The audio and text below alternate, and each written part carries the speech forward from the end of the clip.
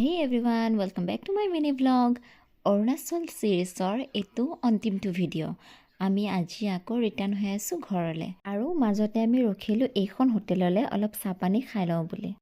হোটেলখনৰ একেবাৰে কাষতে এখন ডাঙৰ হেঙিং ব্ৰিজ আছিলে আৰু যিহেতু চাহ আৰু বাকী বস্তুবোৰ বনিবলৈ অলপ সময় লাগিব, সেয়ে আমি সকলোৱে আহিছোঁ ব্ৰিজটো চাবলৈ। চাওকচোন কিমান ধুনীয়াকৈ তলত পানী বৈ আছে আৰু চাওকচোন ৰাতি পাহাৰৰ লাইটবোৰ একদম তৰাৰ দৰে জিলিকি থকা যেন লগা নাইনে?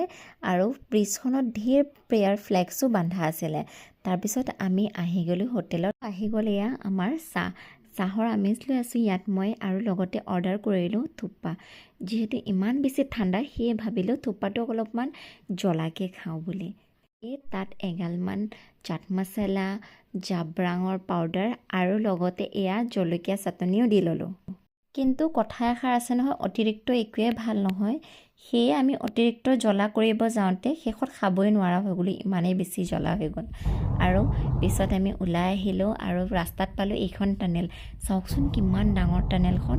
পানীৰ মাত শুনিয়ে ৰখি দেখি পালোঁ বাটতে ইমান ডাঙৰ এটা ঝৰ্ণা আছে। চাওকচোন কিমান ধুনীয়া লাগিছে। আৰু ব্লগটো আজিৰ ইয়াতে এণ্ড কৰিলোঁ। আশা কৰিছোঁ আপোনালোকে ভিডিঅ'টো চাই ভাল পালে। ভাল লাগিলে প্লিজ লাইক এটা কৰি দিব আৰু ফুল ভিডিঅ' চাবলৈ মোৰ ইউটিউব চেনেললৈ ভিজিট কৰিব। Till then Tata.